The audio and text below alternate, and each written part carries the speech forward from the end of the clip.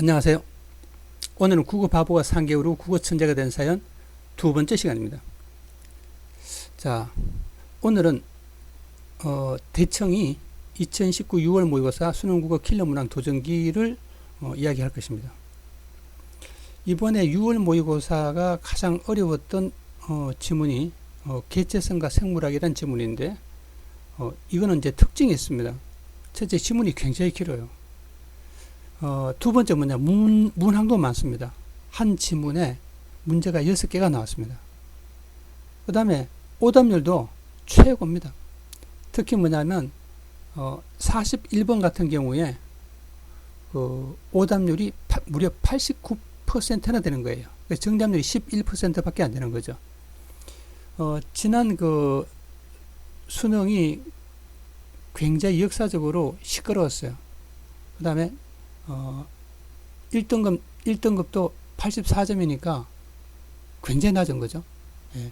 1등급도 한 84점이니까 굉장히 낮았고, 그런 수능 사례가 이제까지 한 번도 없는 것으로 기억합니다.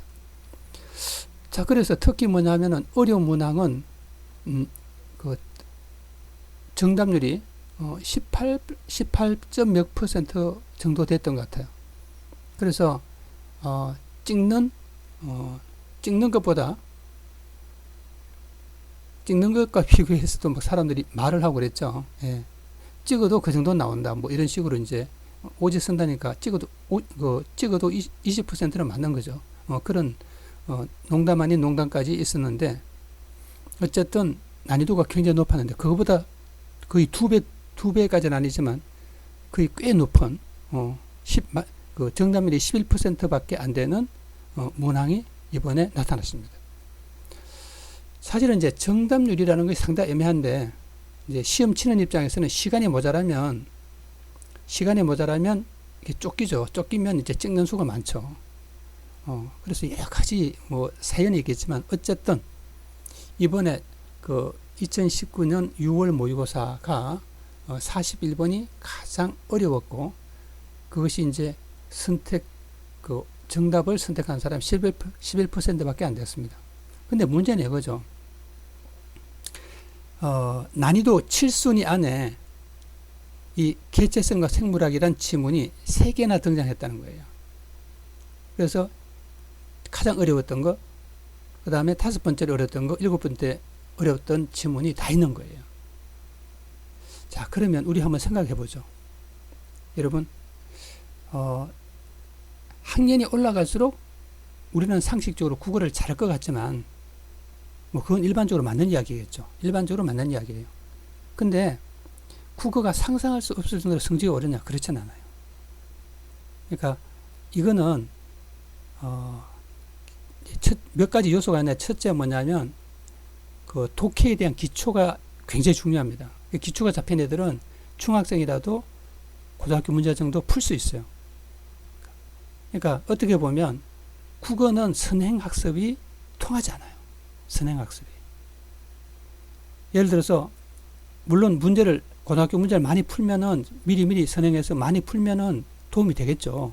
그렇지만 독해 실력이나 어떤 사고력 이런 것이 따라주지 않으면 성적이 오르지 않습니다. 그래서 어떤 과목보다 국어는 기초가 중요한 거예요. 그래서 전에 여러 번 이야기했지만, 기초는 어디서 나오냐? 초등학교 3, 4학년에 기본이 나와요. 그때 여러분이 배웠던 기초를 단단히 연습을 하면은 중학교, 고등학교 가서도 국어 점수 잘 나올 수 있습니다. 물론 이제 지식이나 지식 암기형 같은 문제가 없는 건 아니지만 수능에서는 그런 문제가 별로 없습니다. 거의 없습니다. 예. 자, 이제 이 문제에 관련된 이야기를 좀 더 자세히 해보도록 하겠습니다.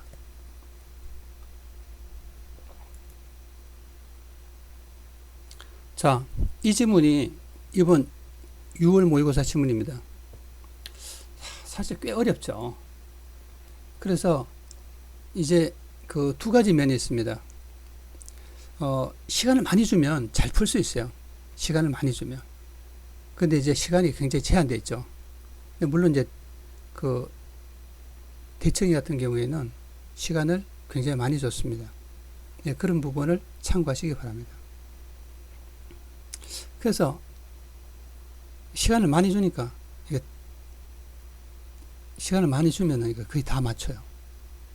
그러니까 이 정도는 꽤 높은 난이도를 갖고 있는 것도, 제가 이제 여러 번 실험을 해보면, 시험이 아니라 실험을 한 거예요, 저는. 예. 근데 이제 꽤 다 맞춰요. 여러분, 근데 한번 잘 생각해 볼까요? 자, 자, 제가 지금 옛날 이야기를 한번 해볼까 합니다. 과거에는 그 흔히 말하는 특목고를 갈 때 시험을 봤어요. 그럼 학생들이 그 중학교 때부터 고등학교 과정에 시험을 다 준비하는 거예요. 그래서 학원이나 이런 데 가서 모의고사 문제 풀고 막 이런 것을 굉장히 많이 했어요. 그러니까 벌써 중학교 때, 중학교 2학년, 뭐 1학년, 2학년 이럴 때 벌써 보면은 고등학교 문제를 뭐 만점 맞는 애들이 꽤 되는 거예요. 근데 그게 신기한 게 걔들이 고등학교 갔을 때 실력이 늘지 않는 거죠. 그러니까 그 디외국어 고등학교 같은 경우에 보면은 전국에서 공부를 잘하는 애들이 그 당시에 모였죠. 지금처럼 뭐 과구가 많지도 않았고 외고가 많지도 않은 그런 시절에는 전국에 몇 개 되지 않았을 때는 굉장히 그냥 공부를 잘한다는 애들이 모이게 되죠. 근데 그때 보면은 애들이 문제 푸는 기계처럼 문제를 굉장히 잘 풀어요. 자, 근데 참 이상한 게 걔들이 고등학교 가서 실력이 별로 늘지 않는다는 거예요. 이것은 무엇을 의미하는지 우리가 심각하게 고민해 볼 필요가 있어요. 그러면 지금 중학교 애들이 이런 어떤 독해 스타일의 문제를 잘 푸는 애들이 계속 고등학교에 갔을 때 문제를 잘 푸느냐? 그건 미지수예요. 그러니까 제가 왜 이런 말씀을 드리냐 하면은 저는 왜 그런 현상이 벌어지냐 하면은 교육에 문제가 있다고 생각해요. 그러니까 애들이 다 문제 푸는 기계가 되어가고 있는 거죠. 그래서 문제 푸는 기계가 되어갈 때 문제 스타일이 바뀌거나 아니면 뭐 지문이 어느 정도 바뀌었을 때 뭐 지금 제가 이야기하는 것도 100% 장담할 수 있는 건 아니에요. 어쨌든 별로 실력이 늘지 않는 것은 거의 확실해요. 그러니까 지금은 보면은 생각보다 애들이 지금 특목고 애들이 시험을 치는 거 보면은 옛날까지 그렇게 성적이 좋지 않고 또 뭐냐면 이야기는 다른 이야기지만은 중학교에서 그렇게 잘하던 실력이 고등학교 가서 그렇게 별로 실력이 늘지 않는다는 거죠. 그건 어떤 의미인지는 이제 여러 가지 이유가 있겠지만 좀 전에 제가 말씀드렸다시피 저는 그러니까 기본에 충실하지 않게 공부한다는 거죠. 문제풀이 중심의 교육을 하기 때문에 어떤 많은 문제가 발생한다고 생각합니다. 자, 어쨌든 우리가 이제 장담할 수 있는 것은 많은 중학교 애들 중에서도 조금 이제 독해 연습이 되고 이런 친구들은 고등학교 수준의 문제를 충분히 풀 수 있다는 것은 장담할 수 있습니다. 근데 단순하게 문제 푸는 테크닉을 통해서는 어려워요. 그거 쉽지 않아요. 근데 그 독해를 하는 기본적인 연습을 해서 성적을 올리기는 생각보다는 사고력만 되면은 그 어렵지 않다는 것을 알 수 있습니다. 저는 이제 이것뿐만 아니라 여러 학생에게 여러 종류의 흔히 말하는 킬러 문항을 준 적이 있는데 꽤 잘 풀어요, 애들이. 근데 그 애들이 만약 이제 고등학교를 가든가 해서 그런 실력을 유지하는가 하는 것은 확신할 수 없어요. 저도 잘 모르겠어요. 근데 대부분 보면은 학년이 올라갈수록 어떻게 보면은 중학교도 마찬가지지만 학년이 올라가도 문제풀이식 공부, 다시 말하면은 그 어떤 패턴화된 어떤 그런 공부를 하기 때문에 국어가 잘 안 된다고 생각합니다. 자, 저는 이렇게 생각합니다. 저는 국어와 관련된 사람이니까 국어에 대한 이야기를 조금 제한할 필요는 있는데, 첫째, 모든 것이 사고 중심으로 창의적이고 어떤 그런 그쪽으로 이제 나가야 돼요. 우리 수능이 지문 해석에만 지문 해석에 초점을 두는 그것도 하나의 기본이죠. 근데 참신한 해석, 새로운 해석 이런데 초점을 둬야 돼요. 꼭 한 가지의 해석을 너무 얽매여서 이렇게 공부하면 창의력이라든지 이런 것이 다 상실돼요. 물론 단순하게 문제를 푸는 그런 것은 뭐 더 심각한 문제를 갖고 있죠. 벌써 수능이 얼마나 패턴화되어 있습니까? 수능 딱 하면은 뭐 이런 패턴이 특히 이제 문학은 어마어마하게 유형화됐죠. 여러분, 문제는 굉장히 다양해야 돼요. 어떤 글 속에서 다양한 어떤 사고와 무엇을 찾아내고 해석하고 해야 되는데, 일치불일치, 표현 기법, 뭐 이런 식으로 해서 문제가 딱 정해져 있어요. 심지어, 주제에 대한 문제는, 수능에서 10년 동안 나와본 사례가 없어요. 제 기억으로는 2009년도인가 주제에 대해서 묻는 문제가 딱 한 번 나오고, 한 번도 나온 적이 없어요. 이건 참 이상한 현상이죠. 진짜 도저히 이해할 수 없는 그런 현상입니다. 그러면 어떤 글을 읽었으면 제일 기본으로 묻는 게 뭐예요? 주제잖아요. 그런데 그런 문제가 10년 동안 나오지 않았다는 게 이해가 되나요? 물론 이제 2012년도인가 한 번 제목과 관련된 문제가 나왔습니다. 그러니까 제목과 관련된 문제, 윗글의 제목으로 알맞은 것은, 이런 식의 문제가 나온 것은 기억하는데, 그것도 물론 주제와 관련이 굉장히 있습니다. 그러니까 주제라고 딱 물어본 것이 한 10년 동안, 약 10년 동안 거의 없었다는 거예요. 굉장히 심각한 교육의 문제라는 생각이 듭니다. 이제 이제 공무원 국어라든지 이런 것이 이제 변환이 일어나고 있습니다.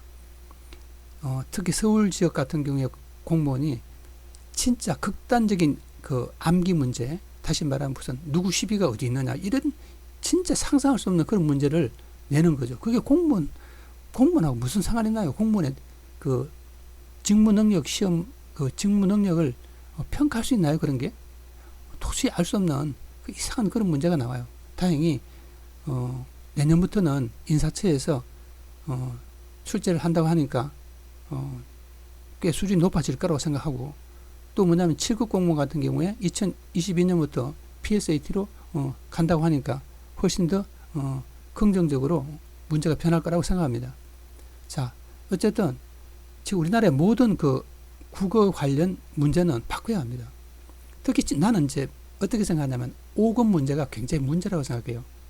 5급이 PSAT인데, 유형이 바뀌어야죠.